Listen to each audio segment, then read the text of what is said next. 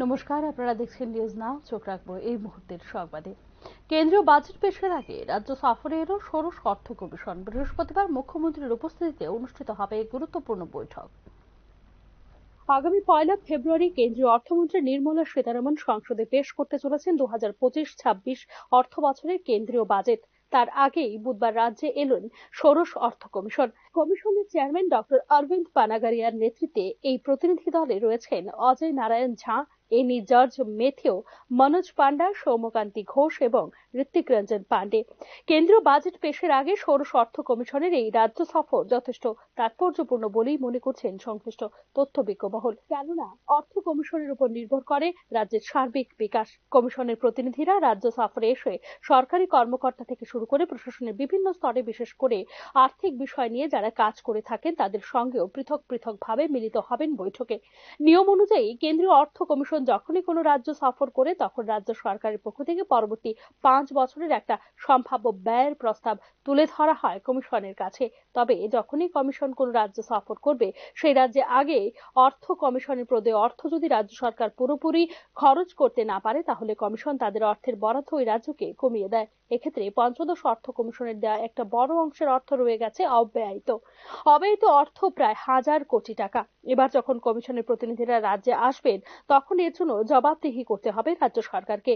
আগের সরকারের আমলেও তথাকথিত অর্থনীতি বিশেষজ্ঞদের কারণে কমিশনের দেওয়া অর্থ যথাযথভাবে ব্যয় করতে না পারায় স্বাভাবিকভাবেই পরের বারের বরাদ্দ কমিয়ে দিয়েছে কমিশন। এবারও যে তা হবে না তা কিন্তু একেবারেই হলফ করে বলতে পারছে না কেউই। কমিশন যদি অব্যয়িত অর্থ বিষয়ে সরকারের দেওয়া যুক্তিতে সন্তুষ্ট না হন তাহলে কিন্তু ষোড়শ অর্থ কমিশনের যথাযথ অর্থ প্রদান নাও করতে পারেন কমিশন। রাজ্য সফর করলে নিয়ম অনুযায়ী রাজ্য সরকারের এনলিস্টেড কর্মচারী সংগঠনগুলি কমিশনের সাথে দেখা করে তাদের লিখিত মতামত তুলে ধরে থাকেন। তবে ষোড়শ অর্থ কমিশনের প্রতিনিধিদের সামনে ওই কর্মচারী সংগঠনগুলি দেখা করতে পারবেন কি না বিষয়টি চূড়ান্ত হয়নি এখনো। সর্বশেষ পাওয়া তথ্য অনুসারে বৃহস্পতিবার সকাল 9টায় মুখ্যমন্ত্রীর উপস্থিতিতে গুরুত্বপূর্ণ বৈঠক করবেন ষোড়শ অর্থ কমিশনের প্রতিনিধিরা। বেলা 12টায় সাংবাদিকদের মুখোমুখি হবেন তারা। ব্যুরো রিপোর্ট, নিউজ নাও। দীর্ঘদিন পারিশ্রমিক না পেয়ে বুধবার কলাছড়া এলাকার ওএনজিসির অধীনে বেসরকারি সংস্থায় কর্মরত শ্রমিকরা তাদের প্রাপ্য মজুরির দাবিতে 8 নম্বর জাতীয় সড়ক অবরোধ করেন।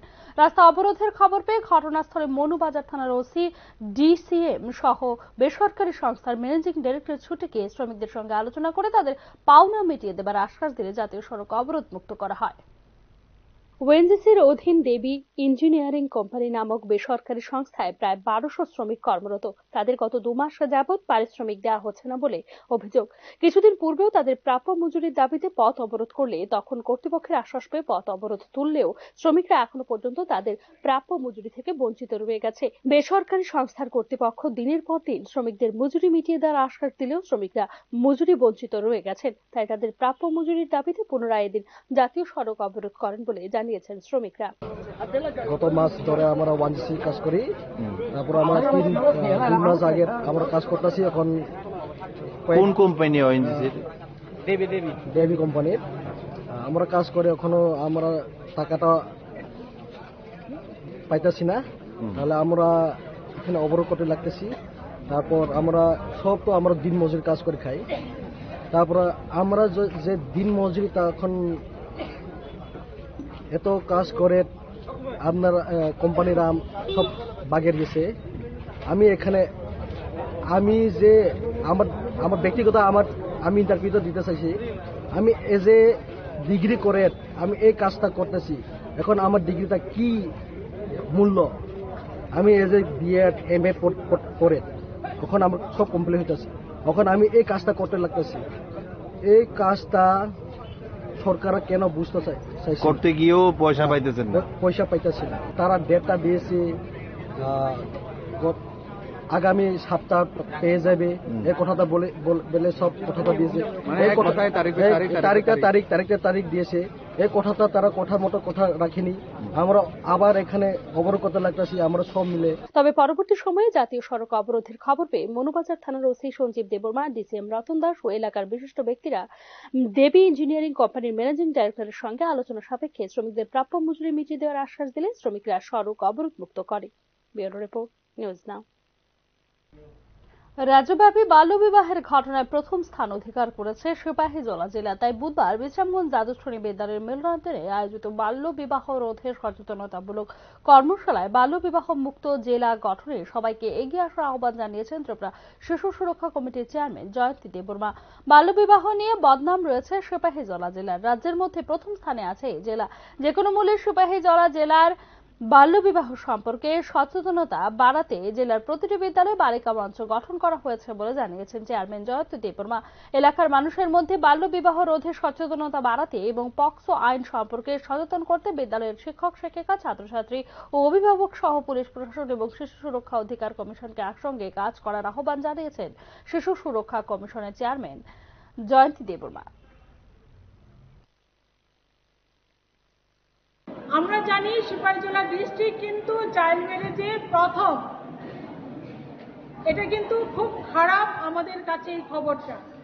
তাই প্রত্যেকটা বিদ্যালয় থেকে আগত শিক্ষক শিক্ষিকা এবং প্রত্যেকটা স্টুডেন্টের আমি বিশেষভাবে অনুরোধ করব, আপনারা যেন চাইল্ড ম্যারেজ নিয়ে অবশ্যই ভাববেন এবং প্রত্যেকটা শিশুর জন্য, বিশেষ করে বাচ্চা মেয়েরা যেন চাইল্ড ম্যারেজ থেকে মুক্ত হয় বা তাদেরকে রক্ষা করা যায়, সেহেতু বিভিন্ন বিদ্যালয়ে চিলড্রেন্স ক্লাব, বালিকা মঞ্চ তৈরি করা হয়েছে।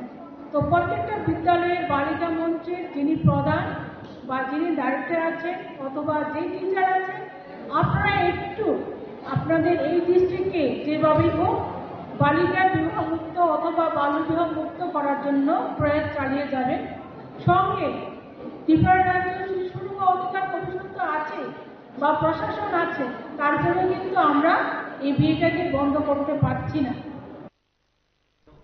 ভারতের বাজেট বহির্ভূত ঋণ নিয়ে উদ্বেগ প্রকাশ করল ইন্টারন্যাশনাল মনিটরিং ফান্ড বা IMF। ভারতের বাজেট বহির্ভূত ঋণ ইতিমধ্যে বড় চ্যালেঞ্জ হয়ে উঠেছে, যার দিকে দ্রুত নজর দিয়ে প্রয়োজনীয় ব্যবস্থা নেওয়ার কথা বলেছে IMF। চাহিদায় মন্দা, শিল্প উৎপাদনে বদ্ধ দশা, নিত্য প্রয়োজনীয় সামগ্রীর অস্বাভাবিক মূল্য বৃদ্ধি, টাকার দামের নজিরবিহীন পতন, স্থায়ী চাকরির অভাব, চুক্তিভিত্তিক নিয়োগের বাড়বাড়ন্তে, আয়ের নিরাপত্তাহীনতার কারণে অতি জটিল অবস্থার মধ্যে রয়েছে ভারতীয় অর্থনীতি। এবার তার সঙ্গে যুক্ত হয়েছে বাজেট বহির্ভূত ঋণ। IMF এর গবেষণার রিপোর্ট জানিয়েছে, এই গুপ্ত ঋণ মানে বাজেট বহির্ভূত। রাষ্ট্রায়ত্ত সংস্থাগুলির অঘোষিত আপাতকালীন দায় এবং স্মার্ট সিটির মতো বিশেষ প্রকল্পের জন্য গঠিত বাজেট বহির্ভূত ঋণের তহবিল বিপদ বাড়াচ্ছে ভারতের। ইতিমধ্যে বড় চ্যালেঞ্জ হয়ে উঠছে এই বিষয় দ্রুত, যার দিকে নজর দিয়ে প্রয়োজনীয় ব্যবস্থা নেওয়া উচিত বলে সদ্য প্রকাশিত রিপোর্টে জানিয়েছে ইন্টারন্যাশনাল মনিটারি ফান্ড। ঋণের পরিমাণ মোট আভ্যন্তরীণ উৎপাদন বা জিডিপির 83% পৌঁছে গিয়েছে। এই ঋণ ইতিমধ্যেই সরকারি কোষাগারের ওপর ব্যাপক চাপ সৃষ্টি করেছে। এর সঙ্গে বিরাট পরিমাণ বাজেট বহির্ভূত ঋণকে যোগ করা হলে পরিস্থিতি যথার্থভাবেই অর্থনীতির জন্য অনুকূল নয় বলে ভারতকে সতর্ক করেছে IMF। কোষাগারীয় স্বচ্ছতা সূচকে দেশগুলির ক্রম তালিকায় ভারতের যে অবনমন ঘটেছে তা বাস্তবের আর্থিক সংকটের গভীরতাকেই তুলে ধরছে। সরকার এখন পর্যন্ত পরিস্থিতি সামলাতে ব্যর্থ। 2014 সাল থেকে এই সূচকে ভারতের অবস্থান তাৎপর্যপূর্ণভাবে নিচে নেমেছে। এই অবনমনে শুধু দেশ পরিচালনা নিয়েই প্রশ্ন ওঠেনি, বিনিয়োগকারীদের আস্থাও কমেছে। এই ঋণ নেওয়ার প্রবণতা আপোস করা হচ্ছে কোষাগারীয় শৃঙ্খলা রক্ষার সঙ্গে বলে রিপোর্টে উল্লেখ করেছে IMF। রাজ্য সরকারগুলির দিকে তাকালে দেখা যাচ্ছে তারা অনেকেই বিভিন্ন প্রকল্পে বিলুপ অর্থ খরচ করছে ঋণ নিয়ে, কিন্তু তারা এই ঋণ শোধ করতে পারছে না ঠিক মতো।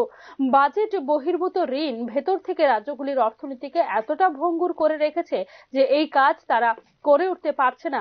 IMF এর রিপোর্টের উপর ভিত্তি করে এরকমটাই মনে করছেন অর্থনৈতিক বিশেষজ্ঞরা।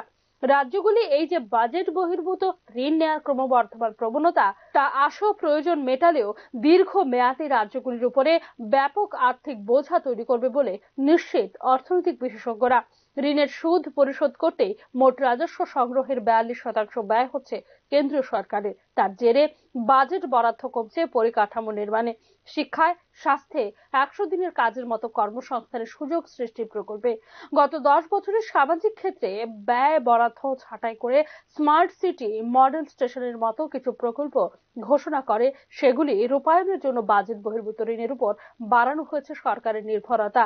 1 ফেব্রুয়ারি বাজেট পেশ করতে চলেছে কেন্দ্রীয় সরকার। এক্ষেত্রে প্রয়োজন সামাজিক ক্ষেত্রে বাজেট বরাদ্দ বৃদ্ধি। তবে বাজেট বহির্ভূত ঋণের বোঝা মাথায় নিয়ে সামাজিক ক্ষেত্রে বরাদ্দ বৃদ্ধি কতটুকু করতে পারবে প্রশ্ন উঠছে তা নিয়ে। ব্যুরো রিপোর্ট, নিউজ নাও।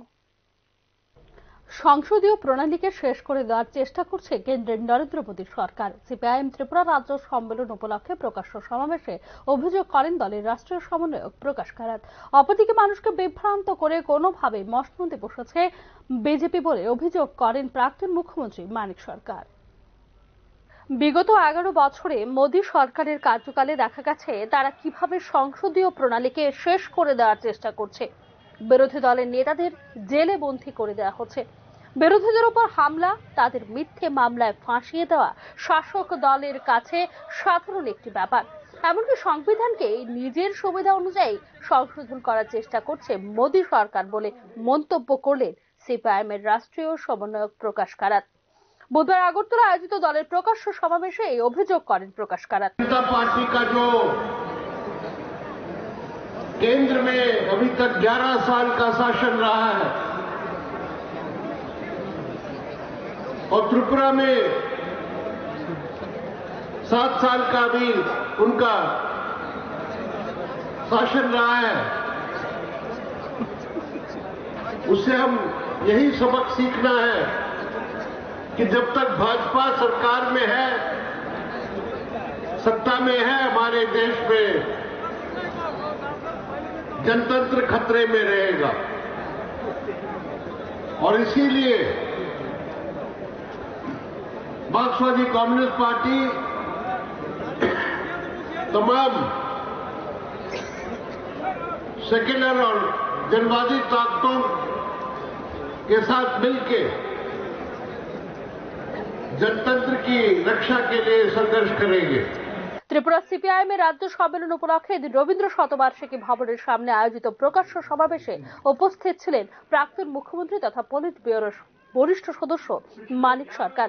কেন্দ্রে বিজেপি সরকার ক্ষমতায় থাকলেও বিভিন্ন রাজ্যের সমস্যা সমাধান করতে পারছে না, কারণ তাদের প্রতিশ্রুতি পালনে সরকার সাহায্য করছে না। তাদের একমাত্র লক্ষ্য ছিল মানুষকে বিভ্রান্ত করে যে কোনো ভাবে মসনদে বসা। বেকারের চাকরির সন্ধানে দিশেহারা হয়ে ঘুরছেন। ত্রিপুরার বেকার সমস্যা এখন জ্বলন্ত দৃষ্টান্তে পরিণত হয়েছে। 2018 সালে বিজেপি সরকারের দেওয়া একটি প্রতিশ্রুতি পালন করছেন না বলে এদিন মন্তব্য করেন মানিক সরকার। প্রথমে বলবার চেষ্টা করেছিলাম এটা প্রতারণার ফাঁদ। মুখে যা বলছে, যদি ভোট দিয়ে এদেরকে সরকারে বসবার সুযোগ করে দেন তাহলে তারা উল্টো পথে চলবে। ভারতবর্ষের অন্যান্য 8টা, 9টা, 10টা রাজ্যে যেখানে বিজেপি সরকার দখল করে রাজ্য সরকার বলে চালাবার চেষ্টা করছে, সেখানকার অভিজ্ঞতার ভিত্তিতে এই কথাগুলো বলছে।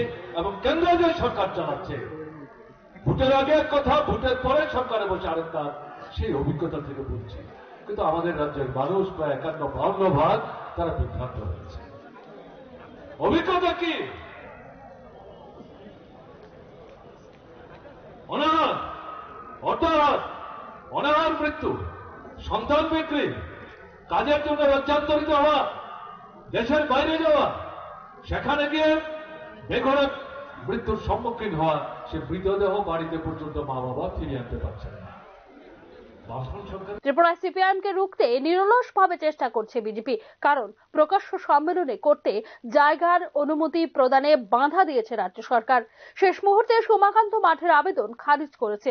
এমনকি ধর্মনগর, সাবরুম, কমলপুর সহ একাধিক জায়গা থেকে আগত সিপিআইএম এর কর্মী সমর্থকদের বাধা দেওয়া হয়েছে। এমনকি পথ আটকে রাখা হয়েছে। খোয়া এবং কমলপুরের কর্মী সমর্থকদের ভয় ভীতি প্রদর্শন করে ঘরে পাঠিয়ে দেওয়া হয়েছে। সিপিআইএম কে এত ভয় পাচ্ছেন কেন বলে এদিন প্রশ্ন করেন সমাবেশের অপর বক্তা সিপিএম রাজ্য সম্পাদক জিতেন্দ্র চৌধুরী। কিন্তু বন্ধুরা, কেন এই আক্রমণ? এটা তো জনসভা না, আইন অমান্য না, সরকার নীতির বিরুদ্ধে। আমরা আমাদের পার্টির সাংগঠনিক সম্মেলন, সে আলোচনাটাই করতাম। এখানেই পরিষ্কার সিপিআইএম এর কণ্ঠস্বর মানে জনগণের কণ্ঠস্বর। প্রকাশ্য সমাবেশের মধ্য দিয়ে বুধবার থেকে শুরু হওয়া সিপিআইএম এর রাজ্য সম্মেলন চলবে 31 জানুয়ারি পর্যন্ত। আগরতলা টাউন হলে আয়োজিত এই সম্মেলনে নির্বাচন করা হবে দলের নতুন রাজ্য সম্পাদক। ব্যুরো রিপোর্ট, নিউজ নাও। এখনকার মতো সংবাদ এখানে শেষ করছে। অন্যান্য আপডেটস পেতে চোখ রাখুন নিউজ নাও এর পর্দায়।